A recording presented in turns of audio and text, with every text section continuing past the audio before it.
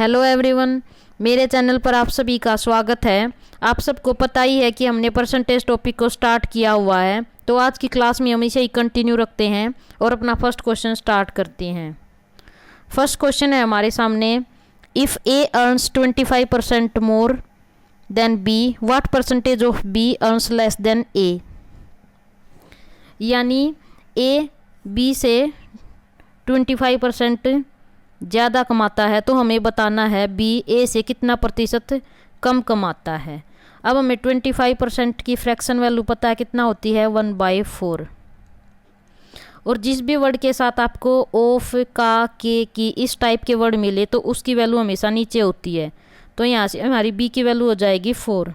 और अब ए क्या करता है, इससे 25% ज़्यादा कमाता है, यानी इसमें हम 1 ऐड करेंगे तो ए की वैल्यू आ जाएगी हमारे पास 5।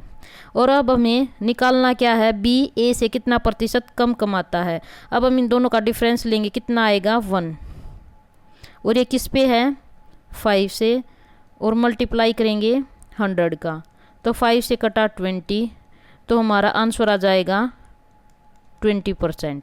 ऑप्शन बी हमारा करेक्ट हो जाएगा। अब अपना नेक्स्ट क्वेश्चन लेते हैं। नेक्स्ट क्वेश्चन है आपके सामने, if the audience 1/6 are males, 1/3 are females and the rest are children, what is the percentage of children in the audience.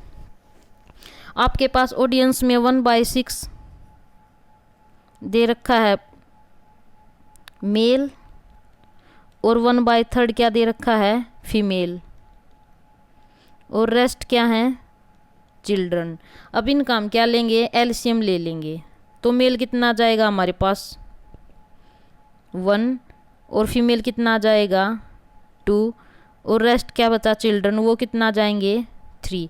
और अब हमें क्वेश्चन में निकालना क्या है, बच्चों की संख्या श्रोताओं की संख्या का कितने प्रतिशत है, तो चिल्ड्रन कितने हैं हमारे पास 3,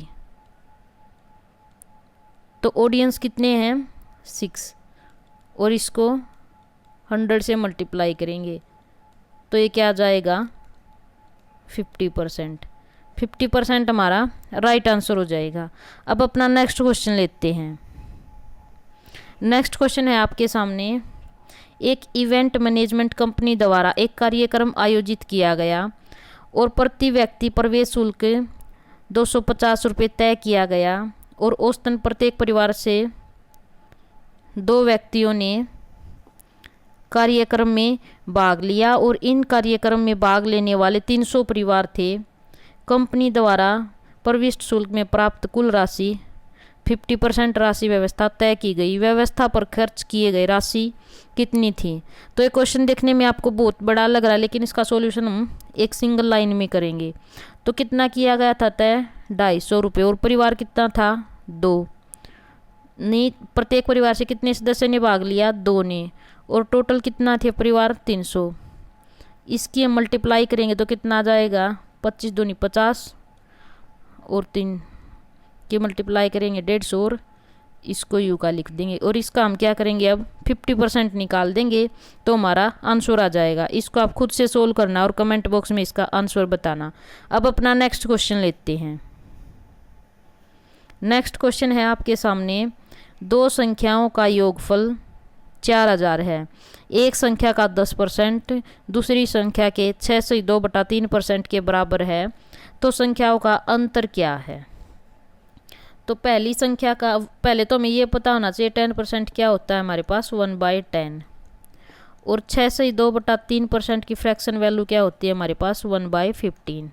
अब हमें पहली संख्या का 1/10 और दूसरी संख्या का 1/15 इक्वल दे रखे, अगर इनका हम रेशो लेते हैं तो कितना आ जाएगा हमारे पास 2/3, और हमें क्या दे रखा है इन दोनों का सम, तो हम सम करेंगे तो हमारी 5 की वैल्यू हो जाएगी 4000 के इक्वल, और हमें निकालना क्या इन दोनों का डिफरेंस, इनका डिफरेंस करेंगे तो कितना आएगा 1, और यहाँ से हम 1 रेशो की वैल्यू निकालेंगे तो कितना आ जाएगी 800। ऑप्शन बी हमारा करेक्ट हो जाएगा। अब अपना नेक्स्ट क्वेश्चन लेते हैं।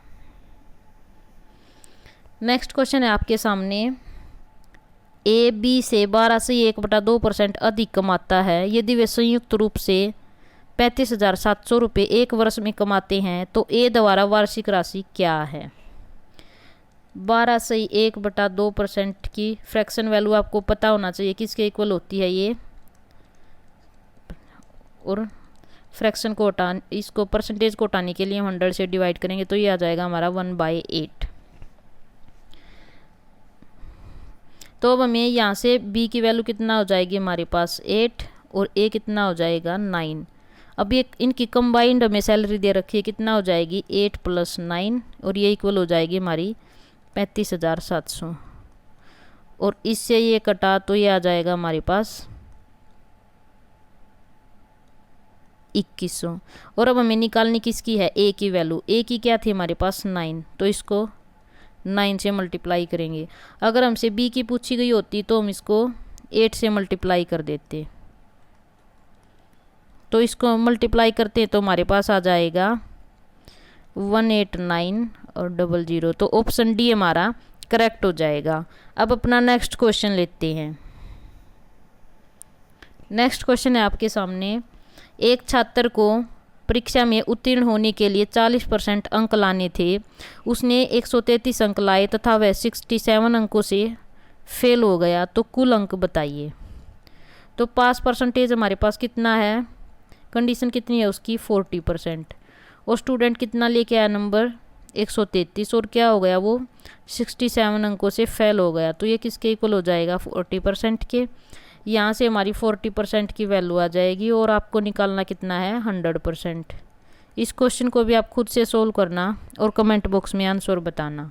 इस टाइप का क्वेश्चन हम पहले वाली क्लास में भी कर चुके हैं। तो चलिए अब अपना नेक्स्ट क्वेश्चन लेते हैं।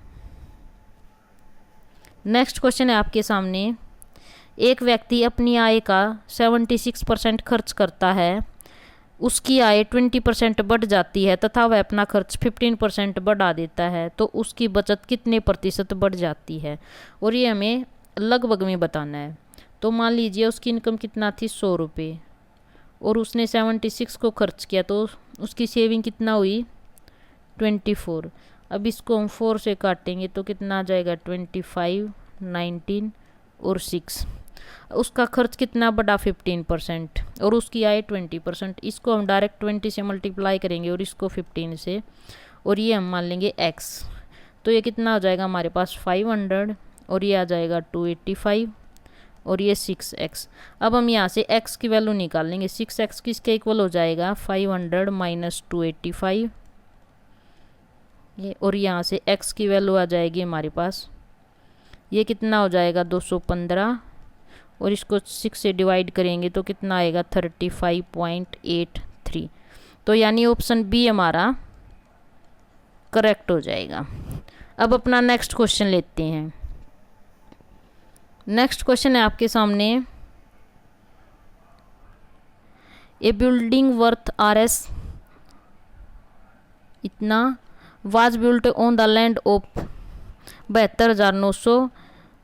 After how long will the value of both be the same if the value of the land is increasing at the rate of 10% per annum and the value of the building is decreasing at the rate of 10% annum।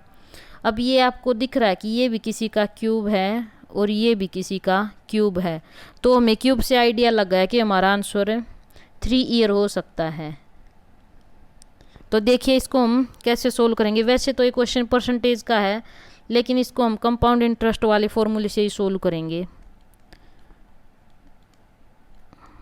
ये increase पहले ज़मीन का मूल्य है 10% वार्षिक दर से बढ़ रहा है और फिर क्या हो रहा है घट रहा है, तो ये हो जाएगा हमारा 9/10 और t और किसके इक्वल हो जाएगा 11/10 t। अब दोनों साइड आपको क्या करना है t की वैल्यू रखनी है। अगर t की जगह हम 3 रखेंगे तो हमारा आंसर इक्वल आ जाएगा और यही हमसे क्वेश्चन में पूछा गया है। तो चलिए अब अपना नेक्स्ट क्वेश्चन लेते हैं।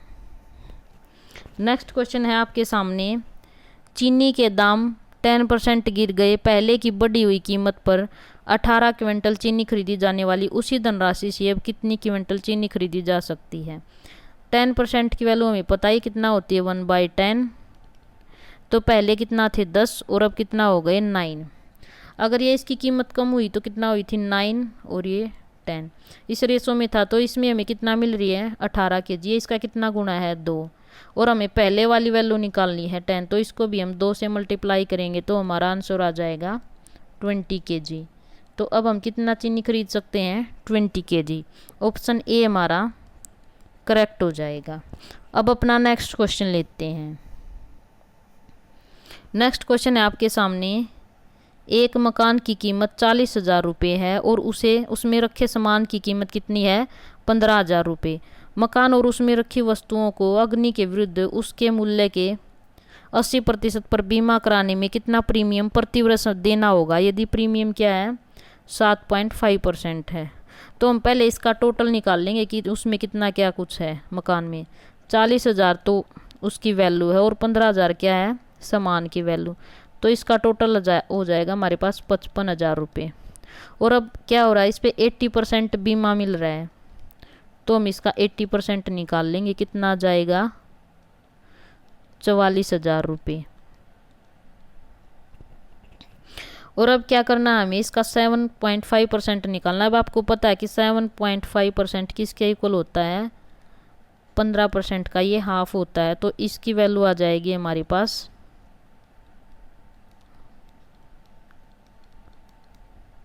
और इसको अगर हम सोल्व करेंगे आगे तो हमारा आंसर आ जाएगा 3300 रुपये। ऑप्शन ए हमारा करेक्ट हो जाएगा। अब अपना नेक्स्ट क्वेश्चन लेते हैं। नेक्स्ट क्वेश्चन है आपके सामने। संयोग को जेब खर्च हेतु कुछ राशि मिलती है, वह उसका 20% क्या करता है पुस्तकों पर लगाता है और शेष का 25% स्टेशनरी पर व्यय करता है।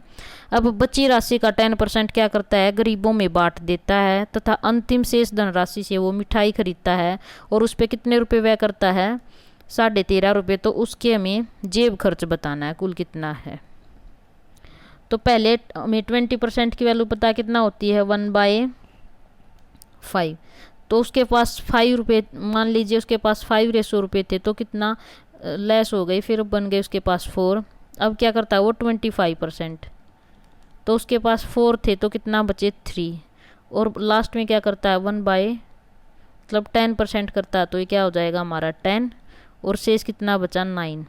अभी जो कटता है उसको काट दो तो ये हो जाएगा 50 और ये हो जाएगा 27। अब हमें रिमेनिंग की वैल्यू पता है, ये रिमेनिंग हमारा 27 और इसकी वैल्यू कितना है 13.5 रुपये। और ये क्या है इसका हाफ है तो हम 50 का भी हाफ करेंगे तो कितना आ जाएगा 25। तो हमारा आंसर आ जाएगा 25 रुपीज़। ऑप्शन बी हमारा करेक्ट हो जाएगा। अब अपना नेक्स्ट क्वेश्चन लेते हैं। नेक्स्ट क्वेश्चन है आपके सामने। दिव्यांशु की आय 25% बढ़ी और प्रकाश की आय से 1/2 गुना हो गई। वृद्धि से पहले दिव्यांशु की कुल परिलब्धियां क्या थी। इस क्वेश्चन को आप खुद से सोल्व कीजिए और मुझे कल इसका आंसर बताइए। आज की क्लास में बस इतना ही, आगे के क्वेश्चन हम नेक्स्ट क्लास में कंटिन्यू करेंगे।